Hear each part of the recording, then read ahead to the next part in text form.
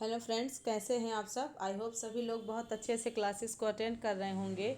आज हम सभी की क्लास नंबर 38 है और इंग्लिश लिटरेचर की क्लास नंबर 38 में हम सभी 25 मोस्ट इम्पॉर्टेंट क्वेश्चंस का रिवीजन करने का प्रयास करेंगे, जो सभी इंग्लिश के लिटरेचर के क्लास के हिसाब से बहुत ही महत्वपूर्ण है।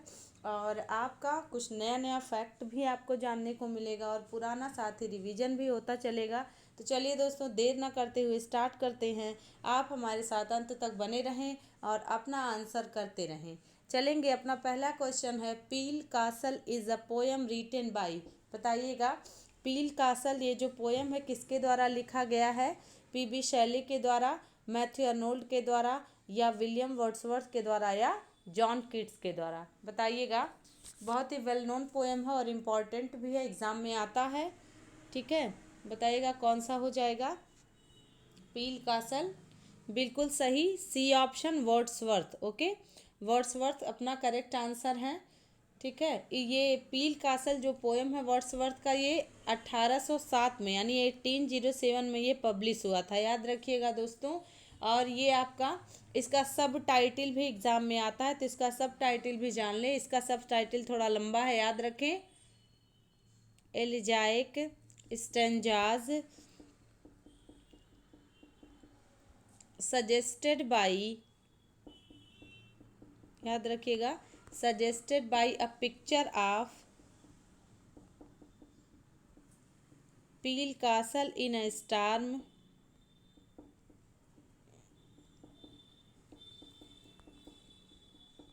इन अ स्टॉर्म। इसके बाद आपको मिल जाएगा पेंटेड बाई सर। ये भी जो है एग्ज़ाम में आता है कि किसके द्वारा ये पेंट किया गया था, तो सर जॉर्ज बियोमाउंट इनका नाम आता है। Okay, George Beaumont. ठीक है, ये एग्जाम में आता है। इसका सब टाइटल क्या है, elegiac stanzas suggested by a picture of Peel Castle in a storm painted by sir George Beaumont. Okay, तो इसके बाद इसको याद रखिएगा, 1807 में पब्लिश हुआ था। ये पोयम वर्ड्सवर्थ के द्वारा लिखी गई है। ओके, नेक्स्ट क्वेश्चन देखेंगे, the subtitle of Endymion is. Endymion की सब टाइटल क्या है। अ थिंग ऑफ ब्यूटी, या अ पोएटिक नॉवेल, या पॉट ऑफ बेसिल, या इसाबेला। बताइएगा, इंडिमियन का सब टाइटल क्या है। इंडिमियन किसके द्वारा लिखी गई पोएम है। कीट्स के द्वारा लिखी गई ये पोएम है, याद रखिएगा।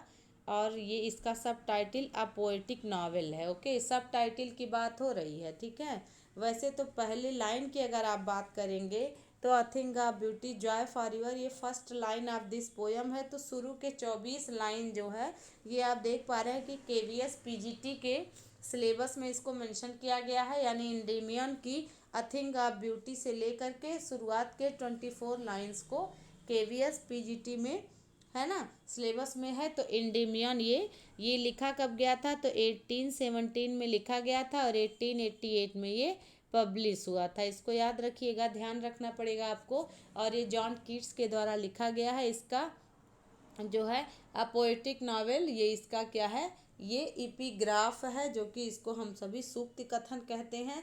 ये लिया कहाँ से गया है दोस्तों, तो ये ध्यान रखिएगा, ये विलियम शेक्सपियर के 17वें सोनेट यानी 17th सोनेट, तो जिसका इंडिमियन के इपिग्राफ की बात हो रही है, ये जो है विलियम शेक्सपियर के 17th सोनेट के लाइन का क्या नाम है, and stretched, stretched and stressed meter of an antique song। ठीक है, ये इसका इपिग्राफ है। आप जानते हैं इपिग्राफ मतलब होता है कि सूक्ति कथन।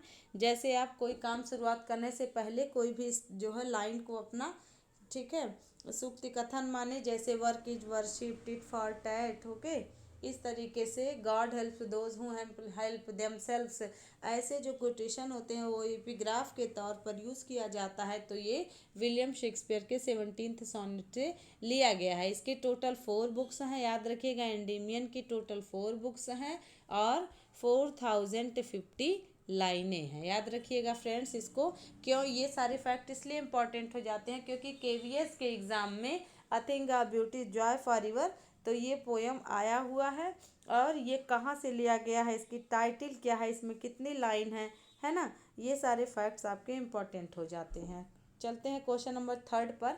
अब बैटल ऑफ फिलिप्पी बताइएगा, कौन सी ऐसी रचना है विलियम शेक्सपियर की जिसमें बैटल ऑफ फिलिप्पी का वर्णन है। ऑप्शन से देख लें, जूलियस सीजर में, या सीजर एंड क्लियोपेट्रा में, या मैकबेथ में, या रिचर्ड थर्ड में। क्या ये जो चारों ऑप्शंस दिए गए हैं ये चारों ऑप्शंस विलियम शेक्सपियर के ही हैं? यदि हाँ तो आप आंसर करें, अदरवाइज आप बता सकते हैं कि इसमें से कौन सा विलियम शेक्सपियर की रचना नहीं है। ओके, ये क्वेश्चन आपके लिए इम्पोर्टेंट हो सकता है। देखिए, अगर जूलियस सीजर की बात करें तो विलियम शेक्सपियर ने ही लिखा था। एंटनी एंड क्लियोपेट्रा की बात करेंगे तब भी जूलियस सीजर ने लिखा था। और अगर ऑल फॉर लव की बात करें तो जॉन राइडन ने लिखा था। बट सीजर एंड क्लियोपेट्रा ये जूलियस सीजर और एंटनी एंड क्लियोपेट्रा की तरह ही है, बट सीजर एंड क्लियोपेट्रा ये जॉर्ज बर्नार्ड शॉ के द्वारा लिखा गया रचना है। ओके, बाकी मैकबेथ और रिचर्ड थर्ड तो आप जानते हैं विलियम शेक्सपियर का ही है। तो जूलियस सीजर में ए वाले फ्रेंड्स आप सभी करेक्ट जा रहे हैं। जूलियस सीजर में आप देख पाते हैं कि बैटल ऑफ फिलिप्पी का वर्णन है। ओके, आगे देख लेंगे question number 4, under the Greenwood tree. ये सॉन्ग है, ये विलियम शेक्सपियर की किस रचना से लिया गया है? ऑप्शन देख ले, मैकबेथ से, ट्वेल्थ नाइट से, या टेम्पेस्ट से, या एज यू लाइक इट से। बताइएगा कौन सा करेक्ट करेंगे आप? Yes, you all are right. As you like is the correct option of this question. As you like it correct है, आप देख पा रहे हैं। ठीक है, ये क्या है? एज यू लाइक इट में ही ये एज यू लाइक इट ये आपका प्योर कॉमेडी माना जाता है और इसमें पेस्टोरल सेटिंग है, इपीलॉग तथा प्रोलॉग दोनों का वर्णन विलियम शेक्सपियर ने किया है। तो आपको मिल जाएगा under the Greenwood tree, ये इसी की रचना। और इसी से टाइटल निकाल करके अर्नेस्ट हेमिंगवे ने भी लिखा है, under the Greenwood tree. Okay, Ernest Hemingway नहीं, थॉमस हार्डी ने। ओके, अर्नेस्ट हेमिंगवे तो अमेरिकन नॉवलिस्ट हैं। आगे बढ़ जाइएगा, question number 5, who coined the phrase lost generation. ये कई बार दोस्तों आप कंफ्यूज हो जाते हैं और सामान्य किताबों में आपको मिल जाएगा कि लॉस्ट जनरेशन को क्वाइन करने का श्रेय किसको जाता है? अर्नेस्ट हेमिंगवे को। ठीक है, तो आप सभी लोग ए ऑप्शन ही करेक्ट कर रहे होंगे, बट ए ऑप्शन नहीं करेक्ट है, इसको याद रख लीजिएगा। इसको अर्नेस्ट हेमिंगवे से जुड़ा तो है लॉस्ट जनरेशन टर्म, लेकिन इन्होंने क्वाइन नहीं किया था, इन्होंने पॉपुलराइज किया था या यूज़ किया था आप कह सकते हैं। पॉपुलर किसने किया था? तो गर्ट्यूड स्टेन नाम की एक जो है अमेरिकन, गर्ट्यूड स्टेन नाम के एक अमेरिकन नॉवलिस्ट हैं, इन्होंने क्वाइन किया था। इसको याद रखिएगा कि बी ऑप्शन करेक्ट है। ओके, लॉस्ट जनरेशन अगर गर्ट्यूड स्टेन ना रहे हैं तो अर्नेस्ट हेमिंगवे को आप करेक्ट कर सकते हैं, बट रियल में इसको क्वाइन करने का श्रेय गर्ट्यूड स्टेन को जाता है और अर्नेस्ट हेमिंगवे ने इसको पॉपुलर बनाया था या फिर फैमिलियर बनाया था। ओके, तो ये कौन थी? तो याद रखिएगा कि इन्होंने इसको किया था लॉस्ट जनरेशन को, और हेमिंगवे ने इसको वाइडली नोन यानी कि इसको पॉपुलर बनाया था। तो ये जो है इन्होंने किसको कहा था लॉस्ट जनरेशन? तो याद रखना होगा दोस्तों, a group of writers, poets, musician. कहाँ पर? पेरिस में। ठीक है, 1920 के दशक में इन्होंने कहा था। ठीक है, और इनका पूरा अगर जो है गर्ट्यूड स्टेन का पूरा लाइफ स्पैन देखें तो 3 फरवरी को इनका जन्म होता है 1874 को, और मृत्यु होती है 27 जुलाई, याद रखना पड़ेगा, जुलाई 1948 को। ठीक है, 1874 में जन्मती हैं और 1946 में इनकी मृत्यु हो जाती है। ठीक है, इसको याद रखना पड़ेगा। और ये क्यों किया गया था? तो याद रखिएगा क्योंकि आप देख पाते हैं कि 1920 के दौरान जब आप देखते हैं कि जो है जब युद्ध चल रहा था, सिविल वार और विश्व युद्ध, तो यहाँ पर जो है इस दौरान वे लोग जो है जो अपनी किताबों को यूरोप में रखे हुए थे वो खो चुके थे, और ये सभी लोग क्या किए थे जो है जब युद्ध चल रहा था उस दौरान क्रिएटिव राइटिंग नहीं लिख पा रहे थे, इसलिए पोएट्स के ग्रुप को और राइटर्स के ग्रुप को, म्यूजिशियन के ग्रुप को इन्होंने लॉस्ट जनरेशन कह के बुलाया था। ठीक है, तो याद रखना पड़ेगा, ये सब फैक्ट आपके लिए महत्वपूर्ण हो जाते हैं। क्वेश्चन नंबर 6 देखेंगे, who among the following is a cavalier poet. Cavalier poet कौन थे? ये लोग चार्ल्स फर्स्ट का सपोर्ट कर रहे थे। ठीक है, और इनके समय के एज को कैरोलाइन एज भी कहा जाता था, और जो है इनका जो अपोज करते थे वो प्यूरिटन कहलाते थे, और सन ऑफ बेन भी इन सभी को कहा जाता है कैवेलियर पोएट को, क्योंकि बेन जॉनसन भी राजा के सपोर्टर थे, क्लासिकल कॉमेडी के सपोर्टर थे, तो इस वजह से इनको सन ऑफ बेन कहा जाता है। तो इसमें से कह रहा है कि कौन से नहीं है। एलेक्जेंडर पोप का संबंध बिल्कुल नहीं है कैवेलियर पोएट से, तो रेस्टोरेशन एज में आए थे, एज ऑगस्टन एज इन्हीं के नाम से जाना जाता है। फिर देख लीजिएगा जॉन डन, ये मेटाफिजिकल थे, तो आपके बचे कौन? टी.एस. इलियट और टी.एस. इलियट ऑप्शन में बचे, और हर्बर्ट क्रिशा ऑप्शन में बचे, तो हर्बर्ट क्रिशा ही करेक्ट है। ठीक है, एंड्रयू मार्वल, हर्बर्ट क्रिशा, रिचार्ड लवलेस, ठीक ना, ये लोग जो है कुछ ग्रुप मेटाफिजिकल पोएट को मानता था, कुछ ग्रुप कैवेलियर पोएट को मानता था, मतलब कैवेलियर पोएट कहलाए, और कुछ लोग प्यूरिटन एज के थे तो प्यूरिटन्स कहलाए। ठीक ना, तो उसको याद रखना पड़ेगा आपको। इसमें सी ऑप्शन करेक्ट है क्वेश्चन नंबर 6 में। क्वेश्चन नंबर 7 देखेंगे, Wordsworth revisited the banks of Wye after a gap of. बताइएगा ये वाई नदी की चर्चा किस में हुई है? आप सभी को ख्याल होगा कि टिंटर नेबी की बात होती है, तो टिंटर नेबी में वाई नदी की चर्चा हुई है। तो 5 वर्ष पहले जब 1793 में वर्ड्सवर्थ गए थे, तो उनको प्रकृति के बारे में इतना ज़्यादा गहरा ज्ञान और अनुभव नहीं था, बट 5 वर्षों के बाद वर्ड्सवर्थ को फिर से वाई नदी पर जब 1798 में रिविजिट करते हैं, तो 5 वर्ष पहले की बातें 5 वर्ष बाद से कोरिलेट कर रहे हैं। तो यहाँ पर क्या करेक्ट हो जाएगा? Option number D. Okay, option number D correct है। क्वेश्चन नंबर 8 देख लीजिए, the triumph of life is a dream allegory by. Triumph of life किसकी रचना है? और आपको बताना पड़ेगा कि क्या, अगर ये आप बता ले जाते हैं किसकी रचना है, तो आपको बताना पड़ेगा इज इट कम्प्लीटेड और नॉट। बताइएगा ये कंप्लीट कर पाए थे वो या नहीं कर पाए थे। तुरंत आपको आंसर आ जाना चाहिए। बताइएगा ट्रिम्फ ऑफ लाइफ किसकी रचना है? तो लास्ट मेजर वर्क बाई शैली, पीबी शैली की रचना है ये। ठीक है, ट्रिम्फ ऑफ लाइफ ये क्या था? ये अनफिनिश्ड था, और क्या लास्ट मेजर वर्क था पीबी शैली का, और इसको उन्होंने 1822 में मृत्यु से पहले लिखा था, मृत्यु से पहले पब्लिश करवाया और लिखा, यही इनका लास्ट मेजर वर्क था। टेरेसा रीमा में लिखा गया है, ये महत्वपूर्ण हो जाता है। ठीक है, हालांकि आप जानते हैं कि ode to the west wind में भी टेरेसा रीमा का यूज हुआ है, बट एग्जाम में कुछ भी पूछ सकता है, तो आपको हर तरीके से प्रिपेयर रहना पड़ेगा। क्वेश्चन नंबर 9 देखेंगे, who said and who said I admired him बराबर जॉनसन बट लव्ड शेक्सपियर। ये जो है कहीं पर ये जो जॉनसन का नाम लिखा हुआ है ये नहीं लिखा रहता, हिम लिखा रहता है, तो क्वेश्चन में पूछ लेता है कि हिम बराबर कौन, तो यहाँ बेन जॉनसन की बात हो रही है, तो कौन ये कोटेशन बोल रहा है विलियम शेक्सपियर के बारे में? ऑप्शन से देख लेंगे, John Dryden, Samuel Johnson, Matthew Arnold या एस.टी. कॉलरिज। कौन सा करेक्ट करना चाहेंगे?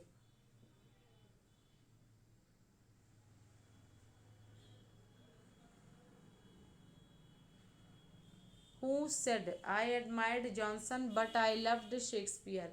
जॉनसन की प्रशंसा की, यहाँ पर जॉनसन बराबर बेन जॉनसन दिमाग में रखिएगा, और शेक्सपियर, चूंकि ये सभी लोग समकालीन थे। ठीक है, university wits, Shakespeare, Ben Jonson. ठीक ना, तो याद रखना पड़ेगा आपको कौन करेक्ट जाए क्वेश्चन नंबर 9 में।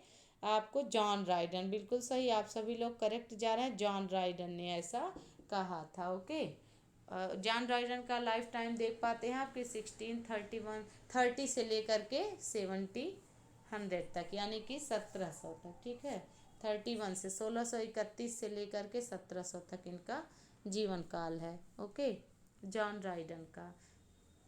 इसके बाद देख लें आप क्वेश्चन नंबर 10th देखेंगे। What figure of speech has been used in the following line? O wild best west wind, thou breath of autumn's being. बताइएगा ये रचना कहाँ की है? ये आपको एकदम आपको अच्छे से याद होगा ना, ये कहाँ की रचना है? तो ये आपको मिल जाएगी क्वेश्चन नंबर 10th में। O to the west wind में आप देखते हैं ना, O west wild west wind thou breath the autumn's being, मतलब कि तुम ऑटम को भी क्या करती हो, सांस देती हो, हे जो है जंगली अनियंत्रित पश्चिमी हवा। तो ये यहाँ पर कौन सा फिगर ऑफ स्पीच है? ऑक्सीमोरॉन है कि एपॉस्ट्रॉफी है या पर्सोनिफिकेशन है या मेटाफर है? कौन सा करेक्ट करेंगे? यहाँ पर लगभग तीन फिगर ऑफ स्पीच आपको नज़र आएगी।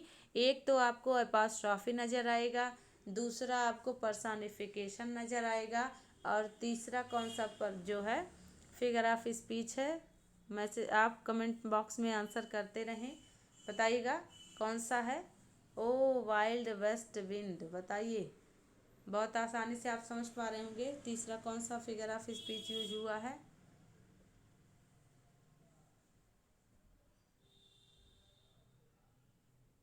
तीसरा फिगर ऑफ स्पीच बताइए, अलिटरेशन। ठीक है, याद रख लीजिएगा तीसरा फिगर ऑफ स्पीच क्या है? अलिटरेशन है। देखिए व की आवृत्ति, ब की आवृत्ति। ठीक है, देखिए O wild west wind thou breath of be और ब्री है ना, ब्रीद बीइंग। तो यहाँ पर भी आपका एक तो आप देख पाते हैं एपॉस्ट्रॉफी भी है बट और पर्सोनिफिकेशन भी है, लेकिन एपॉस्ट्रॉफी में साइन नहीं है, मनी मार्क नहीं है, तो यहाँ पर पर्सोनिफिकेशन भी करेक्ट होगा। ओके, और अलिटरेशन की बात करें तो आवृत्ति हो रही है, ठीक है, साउंड की। तो यहाँ पर हम सभी लोग कौन सा करेंगे? C option. ठीक है, सी ऑप्शन करेक्ट हो जाएगा। क्वेश्चन नंबर 11th देखें। Which of the following sentence has the figure of speech called metaphor? बताइएगा इसमें से कौन सा एक ऐसा सेंटेंस है जिसमें metaphor figure of speech use हुआ है? पहला ऑप्शन देख लें, friendship is a sheltering tree. दूसरा है death lays his icy hand upon the kings and cobblers alike, और roll thou deep and dark blue ocean roll. ये किसका है? और अंत में आपको मिल जाएगा ये कौन सा फिगर ऑफ स्पीच है। और चौथा है he is the proud proud as a peacock. कौन सा करेक्ट करेंगे? मेटाफर पहचानना है चारों में से आपको ए ऑप्शन। ठीक है, कहीं से कोई कन्फ्यूज़न ना हो, ए वाले फ्रेंड्स आप सभी करेक्ट जा रहे हैं। इसको हम सभी कैसे समझेंगे, देखिएगा। किसी को कोई चीज़ कह देना, विभेद रहित आरोप, दैट इज कॉल्ड मेटाफर। तो आप देख पा रहे हैं कि यहाँ पर मेटाफर करेक्ट हुआ है। फ्रेंडशिप को शेल्टरिंग ट्री कहा जा रहा है। ओके, और death lays his icy hand, तो हम सभी को पर्सोनिफिकेशन यूज हुआ है यहाँ। और तीसरा देखिए roll thou deep and dark blue sea, यहाँ पर आपको क्या मिल रहा है? यहाँ पर डीप डार्क ब्लू है ना, दाउ ओशियन रोल रोल, यहाँ पर आपको अलिटरेशन मिल रहा है। और he is as father as में सिमिल एज प्राउड एज में सिमली मिल रहा है। ठीक है, तो करेक्ट ऑप्शन क्या होगा? 11th का ए। आगे बढ़ जाएंगे क्वेश्चन नंबर 12th पर। Which figure of speech does the following line have? बताएंगे ये जो आपको एक पंक्ति दी गई है इसमें कौन सा फिगर ऑफ स्पीच है? Let not ambition mock their useful toil. बताइए, ये सभी विद्यार्थी पढ़ चुके हैं, ये पोयम सबने पढ़ लिया है।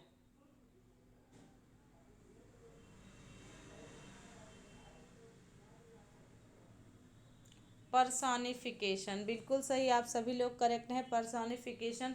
और ये लाइन ली कहाँ से गई है? तो elegy written in country churchyard, ये जो थॉमस ग्रे के द्वारा लिखी गई एक एलिजी है ग्रामीणों पर या पूर्वजों पर, वो एलिजी लिखे थे उन्हीं पर की ये पंक्तियाँ हैं कि मतलब जो है एम्बिशन को जो है मेहनत करने वालों की हंसी कभी नहीं उड़ानी चाहिए, क्योंकि समय परिवर्तनशील है।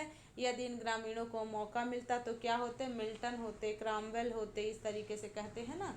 ठीक है, तो ये इनको मौका नहीं मिला, तो इसलिए ये यहाँ पर ये नॉन लिविंग को लिविंग बना दिया गया है कि एम्बिशन को नहीं हंसी उड़ानी चाहिए।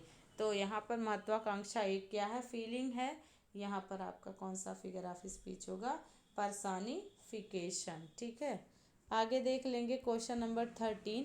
How many plays of Shakespeare have been given prose form in Tales from Shakespeare. Tales from Shakespeare में विलियम शेक्सपियर के कितने नाटकों को यहाँ पर उन्होंने रखा है, बताइएगा।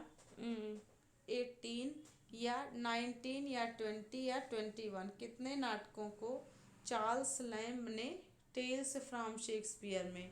टेल्स फ्रॉम शेक्सपियर किसका है, ध्यान रखिएगा दोस्तों, चार्ल्स लैम्ब तथा मैरी लैम्ब का। शेक्सपियर की ट्रेजेडी पर काम करते हैं चार्ल्स लैम्ब, और शेक्सपियर के कॉमेडी पर काम करती हैं मैरी लैम्ब। तो याद रखिएगा चिल्ड्रंस बुक है।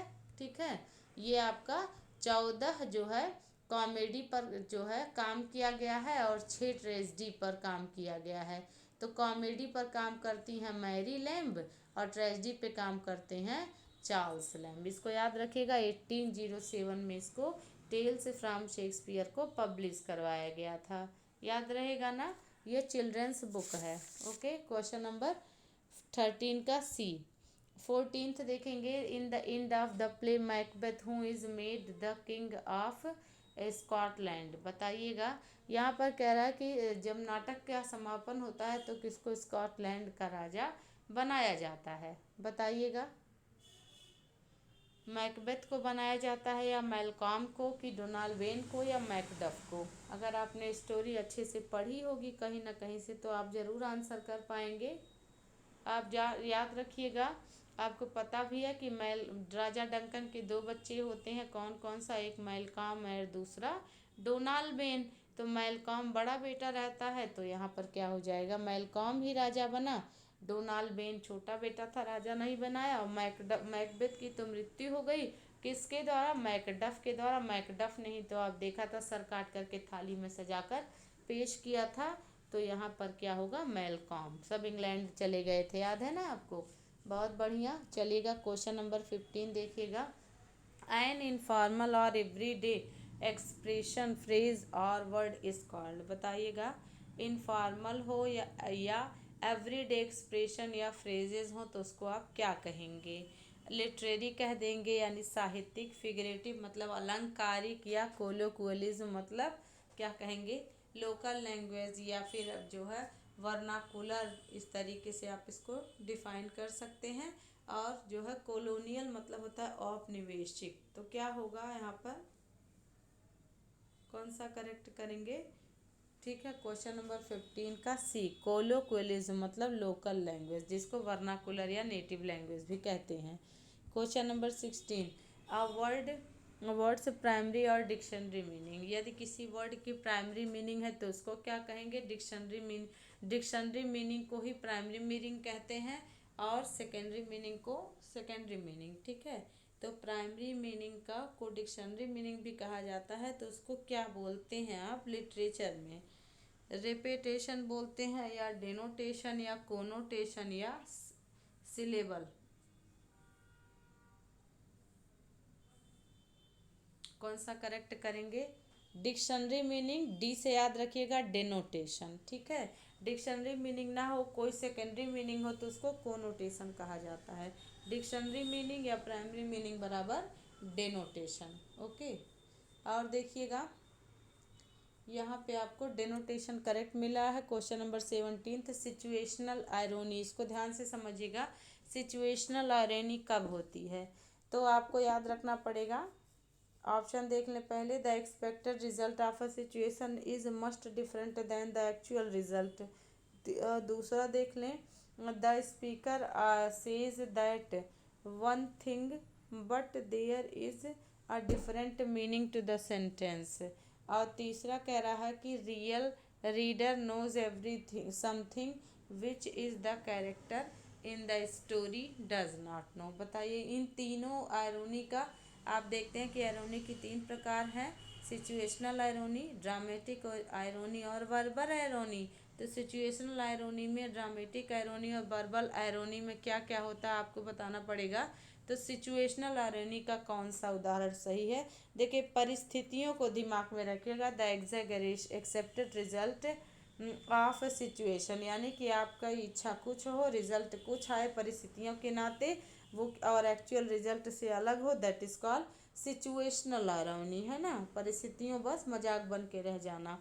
और स्पीकर जो है कहता कुछ है लेकिन इसका कुछ अलग मीनिंग रहता है, तो उसको क्या कहते हैं? उसको हम सभी वर्बल आयरनी कहते हैं। और तीसरा कह रहा है कि रीडर जानेगा कि कुछ गड़बड़ है बट कैरेक्टर नहीं जानेगा, अनजान बन करके ढूंढेगा, दैट इज कॉल्ड, इसको क्या बोलेंगे? तीसरे वाले को हम सभी लोग ड्रामेटिक आयरनी बोलते हैं। ओके, तो आयरनी तीन प्रकार की, सिचुएशनल, ड्रामेटिक एंड क्या कहेंगे, वर्बल आयरनी। ठीक है।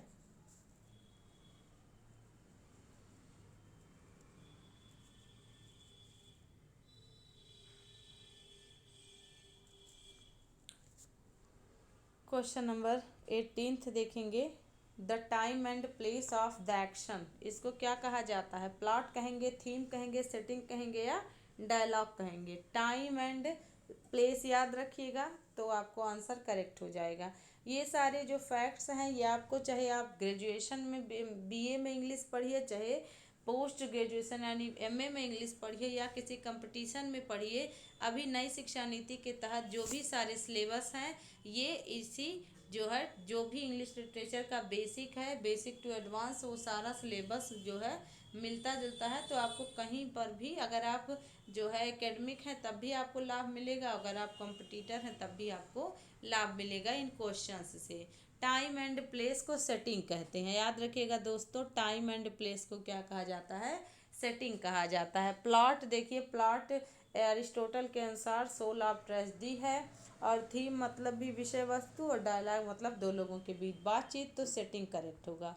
क्वेश्चन नंबर 19 देखेंगे। अ concluding sense section of a play और लिटरेरी वर्क, बताइएगा कंक्लूडिंग सेक्शन को जो लिटरेरी वर्क का रहेगा उसको क्या कहेंगे? फॉइल कहेंगे या प्रोलॉग कहेंगे या इपीलॉग कहेंगे या सिजोरा कहेंगे? कौन सा करेक्ट होगा? Concluding section of a literary work, इसको क्या बोलेंगे? फॉइल की, प्रोलॉग की, इपीलॉग की, सिजोरा? क्वेश्चन नंबर 19 बताइएगा। देखिएगा, कंक्लूडिंग सेक्शन की बात हुई है ना, बिल्कुल सही, सी वाला ऑप्शन करेक्ट है। ठीक है, सी वाले फ्रेंड्स आप सभी करेक्ट जा रहे हैं।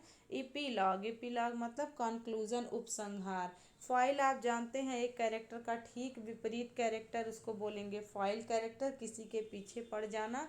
और आप देखेंगे प्रोलॉग मतलब इंट्रोडक्शन, सिजोरा मतलब पॉज होता है। ठीक है, पॉज ऑफ अ लाइन या break of a line. Okay, question number 20 देखेंगे। A quotation at the beginning of writing, एक ऐसा कोटेशन जो राइटिंग के स्टार्ट में शुरुआत किया जाए, उसी से ही उसको क्या बोलेंगे? प्रोलॉग बोलेंगे, एपिग्राफ बोलेंगे, एपीलॉग बोलेंगे या एपिटाफ बोलेंगे? कौन सा करेक्ट है? ये सारे वर्ड्स एग्जाम में आते रहते हैं लिटरेरी टर्म में, तो आप इसको स्किप नहीं कर सकते। बताइएगा। A quotation at the beginning of writing, शुरुआत की बात हो रही है तो क्या हो जाएगा? एपिग्राफ, यानी कि सूक्ति कथन। ठीक है, सूक्ति कथन। ठीक ना, कार्य सफल होने के उद्देश्य से इसको किया जाता है, सूक्ति वाक्य। एपिटाफ मतलब समाधि लेख होता है, इसको आप जानते ही हैं। ओके, क्वेश्चन नंबर 21 देख लें। हेमलेट कहता है घायल गिरा हुआ पड़ा हुआ, क्या कहता है अपने मित्र होरेशियो से? Horatio, I am dying, I am dead. बताइए यहाँ पर जो है कौन सा फिगर ऑफ स्पीच यूज हुआ है? हेमलेट घायल अवस्था में कहता है अपने मित्र होरेशियो से, हेमलेट आई एम डाई, ये किसका उदाहरण है? बस इतना स्टेटमेंट आया है एग्जाम में, बताइएगा। होरेशियो आई एम डेड, ये आपका क्वेश्चन देखेंगे। पैराफ्रेजिज होगा या प्रोलिप्सिस होगा या इपिथेट होगा या ट्रांसफर इपिथेट होगा? क्या करेक्ट करेंगे आप? क्वेश्चन नंबर 21 को ध्यान से देखें। देखिएगा यहाँ पर ये कौन सा करेक्ट है? प्रोलेप्सिस यानी पूर्वानुमान। यानी उसको पता है कि मैं मर जाऊंगा, मैं बचूंगा नहीं, तो ऐसी फिगर ऑफ स्पीच को हम सभी क्या कहते हैं, प्रोलेप्सिस, यानी कि पूर्वानुमान, यानी कि जो है आने वाली बात का एहसास हो जाना। ओके, उसको क्या बोलेंगे हम लोग, प्रोलेप्सिस। पैराफ्रेजिस मतलब सर्कमलोकेशन, और इपिथेट मतलब आप जानते ही हैं, ट्रांसफर उपाधि देना, और ट्रांसफर एपिथेट मतलब जिसको उपाधि मिलनी चाहिए वहाँ से हटाकर किसी नाउन के साथ जोड़ देना। ओके, तो यहाँ पर ट्रांसफर एपिथेट होता है। और क्वेश्चन नंबर 22 देखें, the expression dreaming house, dreaming house किसका उदाहरण है, ट्रांसफर एपिथेट का, या इंटेंशनल फैलिसी, या कैकोफोनी, या पन, बताइएगा। Dreaming house, sleeping, sleepless pillow, sleepless night, weary way, ये सब ट्रांसफर एपिथेट का उदाहरण है। ठीक है, घर नहीं सपना देख रहा है, सपना तो हम आप देखते हैं, तो यहाँ नॉन लिविंग को लिविंग बना करके जो एडजेक्टिव हो उसी नॉन लिविंग के साथ लगा देना ट्रांसफर एपिथेट कहलाता है। और बाकी इंटेंशनल फैलिसी मतलब इरादतन बात कहना, और कैकोफोनी मतलब हार्श साउंड, और पन मतलब एक शब्द के दो अर्थ। तो क्वेश्चन नंबर 22 का ए ऑप्शन करेक्ट है। ओके, आगे बढ़ जाएंगे। You are telling me a fairy tale, यहाँ पर you are telling me a fairy tale का क्या मतलब है, क्वेश्चन को ध्यान से समझिएगा। ऑप्शंस देख लेंगे, बैथाज है, यूफेमिज्म है, कि पैराडॉक्स है, कि ज्यूग्मा है, कौन सा करेक्ट करेंगे। You are telling me a fairy tale, तुम मुझे झूठी कहानियाँ सुना रहे हो, ये कौन सा फिगर ऑफ स्पीच है। अब देखिए, फेरी टेल मतलब झूठी कहानियाँ, तो आप देख रहे हो ना, बुरा ना लगे तो आप क्या बोलोगे, लाई को फेरी टेल में बदल दिया। ठीक है, यानी कि अनप्लीजेंट साउंड को, हार्श साउंड को प्लीजेंट साउंड में यूज़ कर देना, आप किसका यूज़ करते हैं, तो ऑप्शन करेक्ट हो जाएगा euphemism. Okay, euphemism correct option है। ओके, इसमें कोई भी आपको दिक्कत नहीं होना चाहिए। और आपको बैथाज की, अगर हम सभी बैथाज की बात करें तो बैथाज मतलब होता है एंटी क्लाइमैक्स का दूसरा नाम है। और पैराडॉक्स देखते हैं तो पैराडॉक्स मतलब उलझा हुआ स्टेटमेंट। ज्यूग्मा मतलब आप देखेंगे तो ज्यूग्मा में आप क्या कर देंगे, अगर आप ज्यूग्मा को देखें तो ज्यूग्मा में नाउन के एक ही जो एक वर्ब को दो नाउन से जोड़ दिया जाता है, जैसे ही टुक हिज, कह सकते हैं हैट एंड हिज लीव, तो यहाँ छुट्टी भी लिया और अपना हैट भी लिया, ये टुक से ऐड है, दैट इज कॉल्ड ज्यूग्मा। ओके, तो क्वेश्चन नंबर 13 का बी करेक्ट होगा। और क्वेश्चन नंबर 24 के देखेंगे, 5 मोर हैंड्स आर नीडेड, 5 और हाथों की आवश्यकता है, यहाँ पर कौन सा फिगर ऑफ स्पीच है। देखिए फ्रेंड्स, फिगर ऑफ स्पीच और लिटरेरी टर्म बहुत ही इंपॉर्टेंट हो जाते हैं। राइटर्स को, पोएट्स को तो पढ़ना ही पढ़ना है, लेकिन इन चीज़ों को आप नहीं स्किप कर सकते, क्योंकि अभी क्वेश्चंस ज़्यादा बनने लगे हैं। ओके, तो बताइएगा, अलिटरेशन है, बैथॉज है, या सरकाज्म है, या सिनेक्डॉकी है, बताइए किसको करेक्ट करेंगे क्वेश्चन नंबर 24 में। बिल्कुल सही, 5 और हाथ को क्या कहा जा रहा है, 5 men। ठीक है, तो सिनेक्डॉकी, डी ऑप्शन करेक्ट है। ठीक ना, तो डी करेक्ट है। अलिट्रेशन आप जानते हैं, रिपीटेशन ऑफ कॉन्सोनेंट साउंड।